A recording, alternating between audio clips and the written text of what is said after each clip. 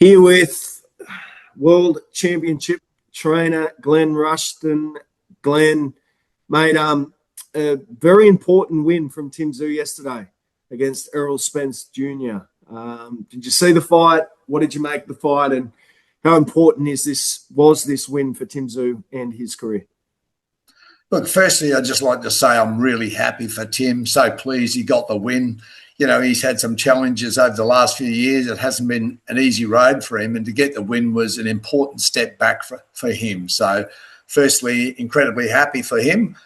He got the win. Look, Errol Spence, it's a shame that we didn't see the Errol Spence of old. I didn't realise until the first round as to how bad that chronic hip pain, we all know that he suffered a very traumatic injury in that car accident, and the chronic hip pain in his left side has been, you can see it was clearly evident. He was struggling to move laterally. He couldn't push off that left leg with any great force, so it slowed him down getting in, it slowed him down getting out, probably forced him to stay in there in some times where he didn't really want to be. But that was incredibly noticeable in the fight. No doubt 3 years of ring rust, of course, doesn't help as well.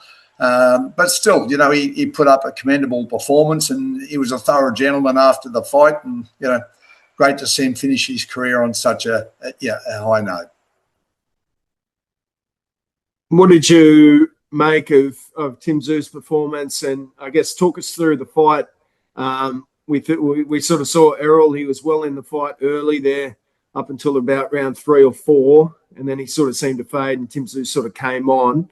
How did you see it? Yeah, I thought the fight was, I think the commentators were pretty close where they were saying it was like he'd win one round and Tim would win the next, and that sort of scenario went on back. The first round was incredibly close. Then I thought, Errol had a good round and he won that one. So we're sort of saying, okay, maybe 2 to Errol or 1 each at that point. Then Tim won the next one. And it was sort of going a little bit that back and forth where it looked to me like Errol would spend a fair bit of petrol in one round, then he almost needed a round off. What I saw from Tim in the fight was, we've seen Tim go through this great phase where he built up, he's going well, and then I think after a couple of wins with Ocampo and Richardson and so forth, he went into this bit of an overconfident phase. And overconfidence is just as dangerous as underconfidence. What I saw in this fight is the confidence wasn't quite back from Tim. Okay, he got the win, but I could see there were plenty of times in this fight where it looked like he could have put Errol to the sword, and he just didn't. There's an old saying that, if your only tool is a hammer, everything looks like a nail. And from what I can see in this case is that Tim's trained in this camp, from what he said, a lot of short combo. Okay, so when he trained with the short combo, the problem is when the opportunity came to finish the fight, and he could have, I think there was a few occasions we all thought, look, you've landed clean, you've hurt him, go in for the kill. And he just didn't. And he just backed off. And I think that was evident in the fight. So it seemed like the confidence wasn't quite back. Look, I think this is a great step forward for Tim. It was sort of the road back. It was the Phoenix rising. But I think the soul taker needs to do a little bit of soul searching now. And I think he's got to go back in and say, look, analyse this fight. Yeah, look, pat yourself on the back. You got the win. Great step forward. Did he fight the Errol Spence of old? Of course not. We all know that. Okay. He was still a great fighter. He's still a dangerous fighter. And we saw that as well. He was very good on the inside there at times. And Tim was struggling on the inside. He was boxing beautifully from the outside, but on the inside, he wasn't winning the fight on the inside. And that's where Errol obviously was getting, having a lot of success. But I'd like to see Tim try to get that balance right going forward. And in his next fight, I'd like to see him still be disciplined. And I think what makes great boxers is discipline. All great fighters, whether it's Terence Crawford or Sugar Ray Leonard, Robinson, whoever you want to name, they always had great discipline. Okay, without great discipline, you're not going to have a long career. And I've seen the discipline. Tim always was a disciplined fighter, but he just lost that. He lost his way a little bit before he suffered the KO. I could see a bad period because he was just getting too confident. I wish he would have stopped saying "don't blink" all the time. This don't blink, as though the fights are all going to be over like the Ocampo one. But sometimes, you've got to break fighters down with discipline. But when you get the opportunity, you've got to seize the moment. And I felt that Tim didn't really seize the moment in this fight. But I was pleased with his boxing skills on the outside. And certainly I think he will have learned a lot from that. I'm hoping going forward, I hope he doesn't fight Lara. I would rather see him fight Adames or someone like that. I think that's the better fight for him. Lara, won a world championship as an amateur. He's an incredibly skillful boxer. We saw what happened with Michael Zarafa when he fought Lara. He's a brilliant boxer. I know he's 43, okay, but to me, age does not destroy boxers. Hunger does. And Lara still seems like the hunger's there, and he's still boxing really well. So I think a better pathway would be probably through Adames, maybe even the interim WBO titles held by Bentley. I think that's another, would be a good target for him, and then sort of based on the outcome of those fights, decide whether or not he's ready to step up to Lara. But great fight all the same, Jai. How did you think Tim dealt with the pressure and the expectation there in those early rounds? Did he look gun shy? Did he? How did you see those early rounds? Exactly. He was overprotective on the inside. He wasn't really going with Spence on the inside. And I'm thinking, well, what are you doing in there, Tim? What are you doing in here? You're losing when you're in there. You're losing. Go back to the outside where you're boxing sort of well from there. And if I'd have been Tim, I'd have been going more short combo, breaking him down from the outside more where he's having more success. And then coming in, though, once he'd landed clean and landed hard, trying to lengthen his combo there and just looking to seize the moment. But I agree that he looked gun-shy. I think he looked, even listening to him after the fight, and I did listen to what he had to say after the fight, I thought, look, I can see the doubts that were there. You could see it in his composure, his body language, his mindset, his action, everything to me just smacked of underconfidence in the early stages of that fight, not quite knowing what Errol was going to face. And there was underconfidence there, and I think that's where he was. And you can see Jeff Fenech was saying in the corner, from the instructions there, he was struggling on the inside with just, I think, confidence largely. He was going, look, I cut loose and end up getting hit with a big shot and, having memories of Zaliev or, Fundora, is that going to come? Was that flashing back in his mind? So, I think the underconfidence was there. I think the confidence grew as the fight wore on. I actually thought the fight was pretty level till about fight 8. I think 9 and 10, clearly Tim, I thought that Errol would come back and won the 11th round. But he threw everything he had at the 11th round, everything. And he had nothing left for the last round. And Tim clearly won the last round. So, but the fight did grow. Did Tim quite get to where he wanted to be? I don't think so. I think he will have learned a lot from this. He's going to go back and evaluate and go, look, I'm on the way back. I've got to really back myself next time, stay very disciplined, break my opponent down from the outside. But as soon as I get the opportunity, when I hurt, I've got to go in for the kill, because every second I'm in there is potentially dangerous. And I'm hoping we see the right balance between over and under confidence, Jai, in his next fight. Yeah, there have been some critics around saying Errol wasn't what he once was, but Tim Tszyu, he still deserves credit for beating Errol Spence. I think that's an important point to make. He still got the win yesterday. Absolutely. Look, absolutely. And there's no question about that.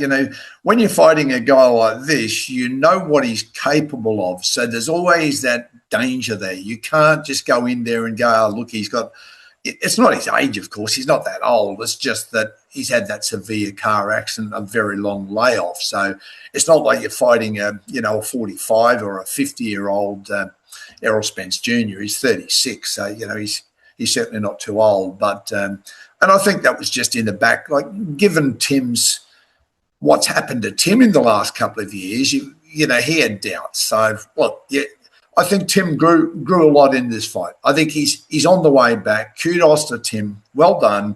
Hopefully he learns also a lot from this fight and doesn't just try to jump straight back up to the top of the pile. I'd love to see him keep building his brand. I did say to Jeff Fenech at the start of this camp. I said, Jeff, personally, I think that Tim's just got to stay here in Australia. Stop running overseas. We don't need it. We've got terrific sparring here in Australia. Keep him at home. Why get all that jet lag? You go over there and back. You lose a couple of weeks in jet lag both ways. Just stay here. Train here. There's heaps of great sparring here. And yeah, do that and prepare well. So I'm pleased I know he went to Thailand, but I think the last few weeks of his camp, at least being back here was a good thing. And I hope he does more of that going forward in the future as well. What did you make of, I guess, that dynamic there between Jeff Fenech and Tim Tszyu? You had Andrew Hunt doing some sparring as well. What did you make of the dynamic in camp and then on fight night as well?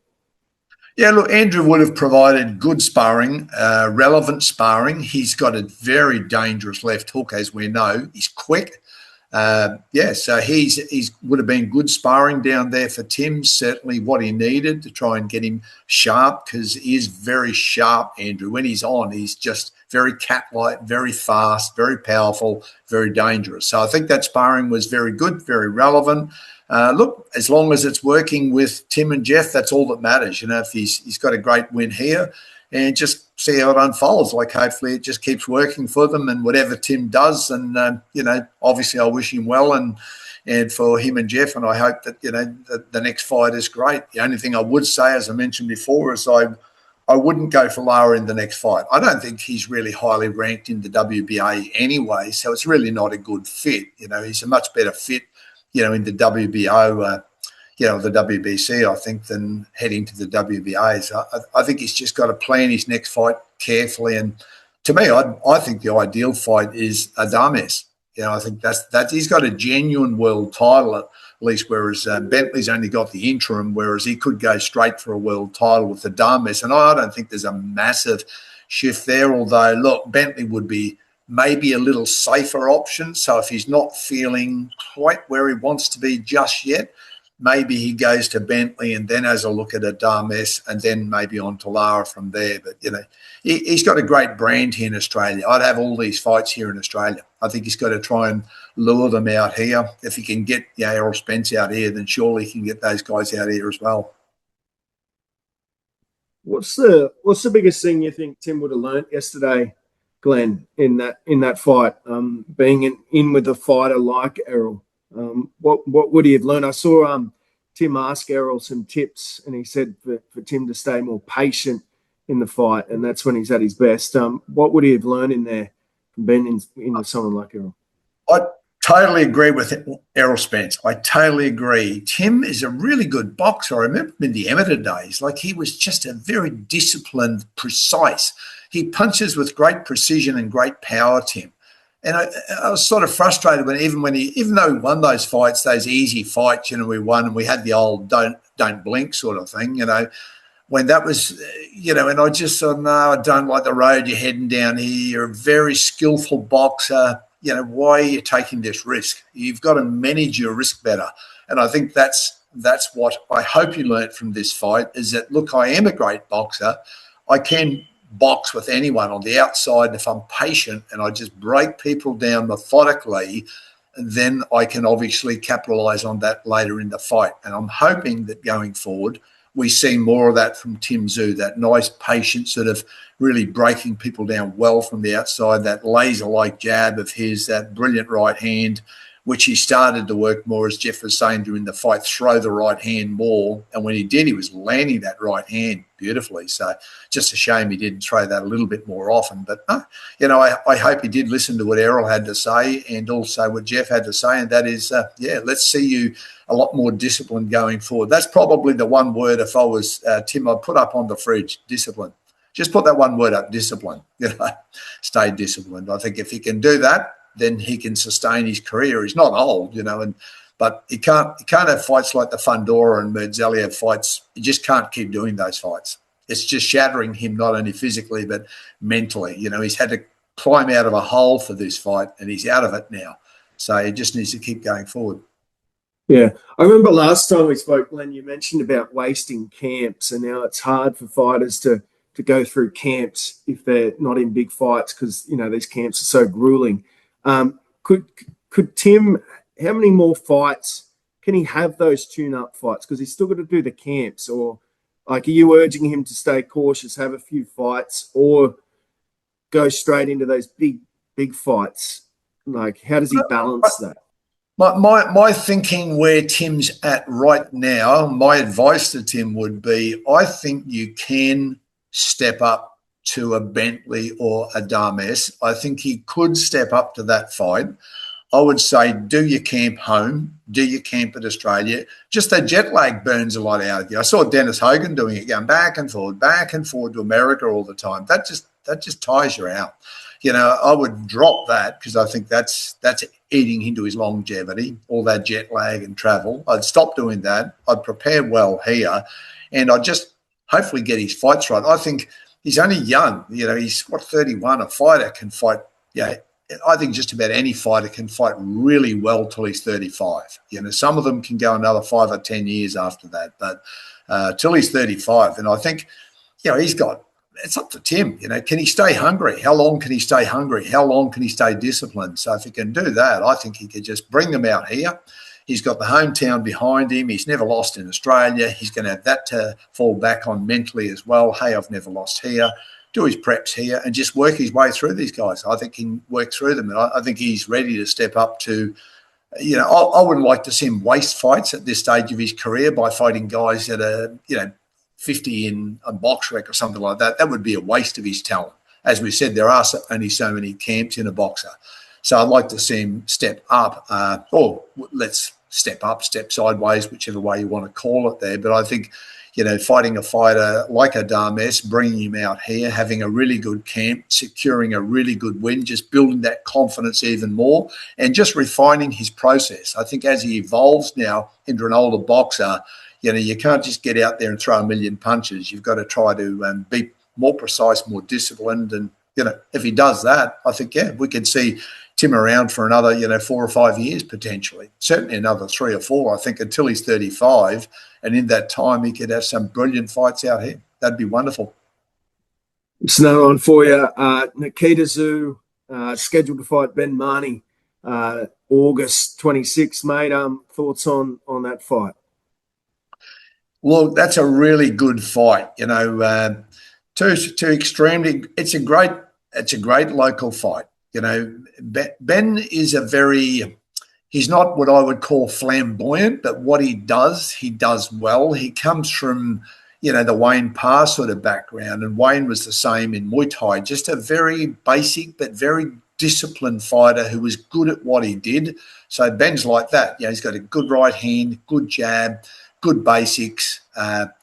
Nikita has got that explosive power. You know, he's a great boxer, Nikita. Again, probably suffers from the same problem, even more so than Tim, his lack of discipline. And that's something that he's really, in the early fights, who was just get in there and just throw caution to the wind, you know, just a young buck, you know, with a big punch, a gunslinger. You know, and I think he's just got to calm down now, because when you get to the top, they're all tough, they're all fit, they're all skillful. You know, you can't just blast people out of there like that. You've got to, and we've seen him, you know, get hit at times, you know, when he really shouldn't have been hit. So if he wants to extend his career, I hope we see a much more disciplined Nikita Tszyu in this. And if we do that, 2 disciplined fighters out there, it's going to be interesting. But look, I believe Nikita has the power edge. And when I say the power edge, in all of his punches, he's got a bigger toolkit. Okay, but again, Ben's just got to be incredibly disciplined in this fight and try not to just get into a trading war with Nikita, because, you know, that's just literally playing Russian roulette, you know. So it's going to be an interesting fight, though. It's a great fight. It's a risky fight, I think, for Ben Marnie, but you get to a certain point in your career, you've got to, you know, if you're getting a good payday and you think, look, I've got to roll the dice, you know, and I think Ben's probably getting to that point now. Look, I've just got to roll the dice here and have a crack at Nikita and see if I can get him. Very well said, mate, and very well surmised. Always appreciate your time, and hopefully catch up soon. Yeah, no, look forward to it, Jai. You take care, all the best, and yeah, we'll certainly talk again in the future. Cheers, Jai.